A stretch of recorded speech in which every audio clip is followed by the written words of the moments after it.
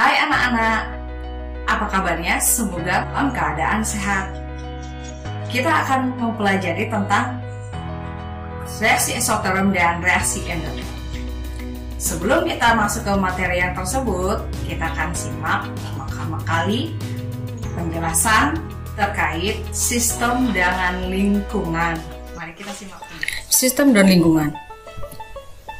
Sistem adalah bagian dari alam semesta yang dijadikan sebagai fokus pengamatan yang menyangkut perpindahan energi. Lingkungan adalah hal-hal di luar sistem yang membatasi sistem dan dapat memengaruhi sistem. Contoh sistem: larutan garam dalam gelas. Yang menjadi sistem di sini adalah larutan garam, sedangkan lingkungannya adalah gelas dan udara. Lingkungan di sini maksudnya adalah tempat terjadinya reaksi. Sistem dibagi menjadi 3, yaitu sistem terbuka, sistem tertutup, dan sistem terisolasi. Sistem terbuka adalah suatu sistem yang memungkinkan adanya perpindahan kalor dan zat atau energi antara lingkungan dengan sistem. Sistem tertutup, suatu sistem di mana antara sistem dan lingkungan dapat terjadi perpindahan kalor, tetapi tidak terjadi pertukaran materi. Sistem terisolasi, suatu sistem di mana tidak memungkinkan terjadinya perpindahan kalor dan materi antara sistem dan lingkungan. Berikut ini adalah ilustrasi tentang perbedaan antara sistem terbuka, sistem tertutup, dan sistem terisolasi. Kita perhatikan pada sistem terbuka terjadi perpindahan kalor maupun perpindahan materi. Dalam sistem tertutup hanya terjadi perpindahan kalor. Kalau sistem terisolasi tidak terjadi perpindahan kalor dan materi. Ilustrasi dalam kehidupan sehari-hari, misalnya saat kita memasak air, seperti ilustrasi di atas. Jadi, selain kita merasakan panas, maka terjadi juga perpindahan materi. Air itu berubah wujudnya dari cair menjadi gas, yaitu berubah menjadi uap air. Sedangkan pada sistem tertutup, saat tertutup tidak terjadi pertukaran materi, hanya terjadi perubahan dan perpindahan kalor. Nah, misalkan kita sudah memasak air, kita masukkan ke dalam termos. Di dalam termos itu ada beberapa lapisan. Nah, itu di sini tidak terjadi pertukaran. Anda sudah mendengar penjelasan tentang sistem dan lingkungan. Untuk lebih jelasnya pengertian tentang reaksi eksoterm dan endoterm dan penerapannya dalam kehidupan sehari-hari, kita simak praktikumnya berikut ini. Bahan yang kita gunakan adalah yang pertama termometer ya. Ini masih dalam selubung. Skalanya dari minus 10 sampai 110. Ini termometer alkohol. Kemudian gelas kimia, spatula tanduk, kemudian gelas ukur, dan pipet tetes. Bahan yang kita gunakan adalah cuka dapur 25%, kemudian soda kue. Kita akan mulai percobaannya. Pertama-tama kita ukur dulu volume dari, kita gunakan gelas ukur untuk mengukur. Jangan lupa gunakan pipet tetes.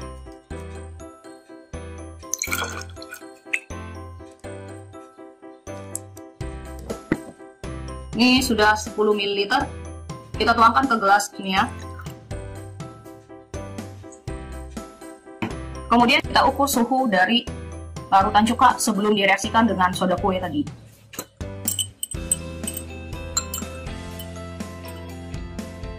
Saat ini suhunya 28 derajat Celcius.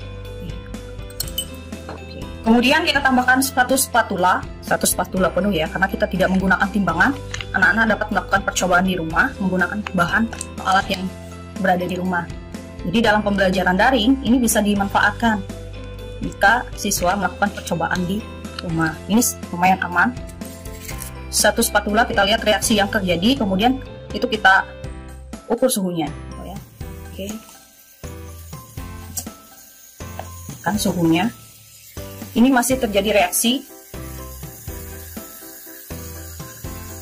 suhu turun, oke, reaksi terjadi, masih terjadi.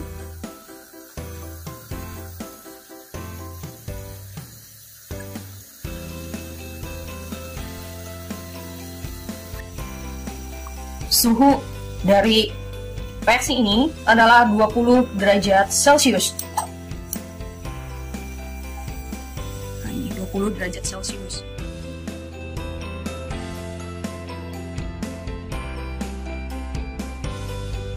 Alat yang kita gunakan adalah gelas ukur,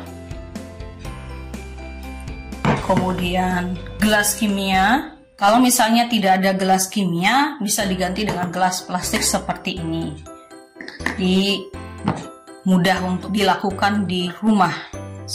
Pipet tetes, kemudian ini termometer untuk mengukur suhu. Skalanya sama seperti yang kita gunakan tadi pada percobaan reaksi endotherm. Kemudian spatula, aluminium foil yang biasanya digunakan untuk kita membungkus makanan atau proses memanggang itu.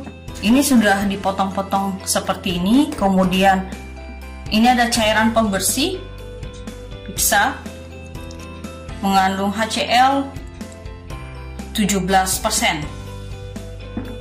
Oke, kita akan lakukan percobaannya.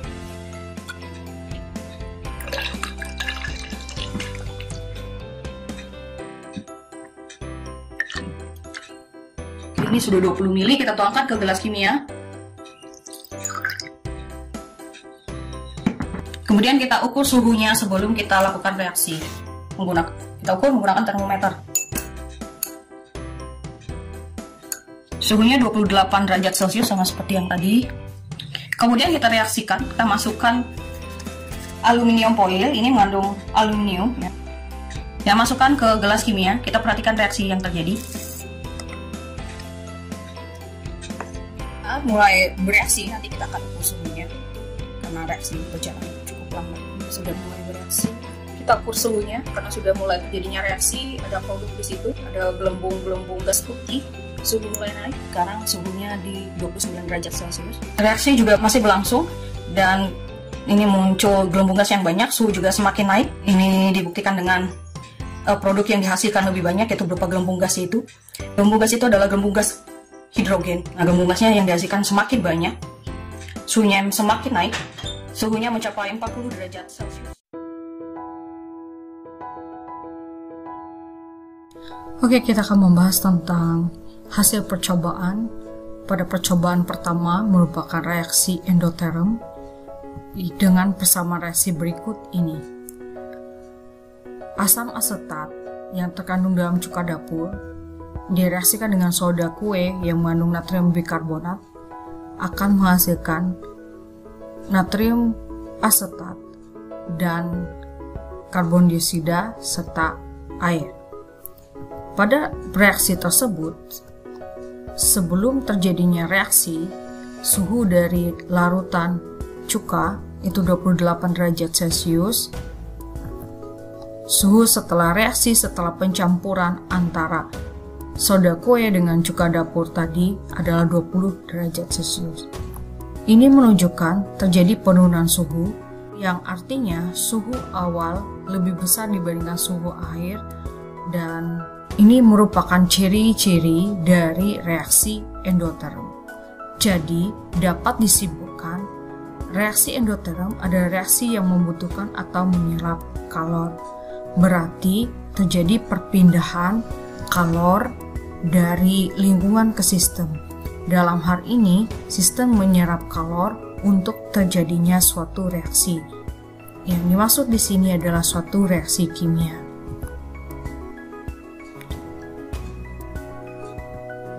Percobaan kedua merupakan reaksi exotherm.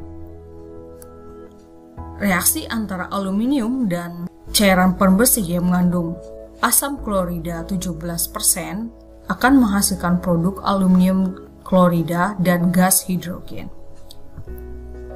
Suhu sebelum reaksi itu 28 derajat Celcius. Setelah terjadinya reaksi, terjadi peningkatan suhu sebesar 12 derajat Celcius. Hal ini membuktikan bahwa dalam reaksi ini ada pelepasan kalor. Dapat disimpulkan bahwa reaksi eksoterm reaksi yang dapat membebaskan kalor yang ditandai dengan kenaikan suhu. Artinya energi itu atau kalor itu dilepaskan ke lingkungan. Karena dalam persamaan reaksi tadi dalam keadaan terbuka, artinya di situ terjadi pertukaran materi juga yang dilepas hidrogen. Berikut ini adalah arah perpindahan kalor pada reaksi eksoterm. Pada reaksi eksoterm, kalor itu dilepaskan ke lingkungan. Delta H reaksi untuk reaksi eksoterm itu delta H-nya berharga negatif. Perubahan entalpi reaksi eksoterm dan reaksi endoterm jika digambarkan dengan diagram reaksi akan nampak seperti ini. Reaksi eksoterm menunjukkan delta H produk lebih kecil dibandingkan delta H reaktan, sehingga hasil delta H-nya berharga negatif. Kemudian untuk reaksi endoterm, delta H produknya lebih besar dibandingkan delta H reaktan. Ini membuktikan bahwa delta H-nya berharga positif. Nah, ini menunjukkan bahwa pada reaksi eksoterm terjadi perpindahan kalor, terjadi pelepasan kalor dari sistem ke lingkungan. Pada reaksi endoterm terjadi perpindahan kalor dari lingkungan ke sistem, artinya dia menyerap kalor. Anda telah menyimak penjelasan tentang reaksi eksoterm dan reaksi endoterm. Jika ada pertanyaan, anak-anak bisa menuliskan di kolom komentar. Sekian pembelajaran kita kali ini. Terima kasih, sampai jumpa di pertemuan berikutnya.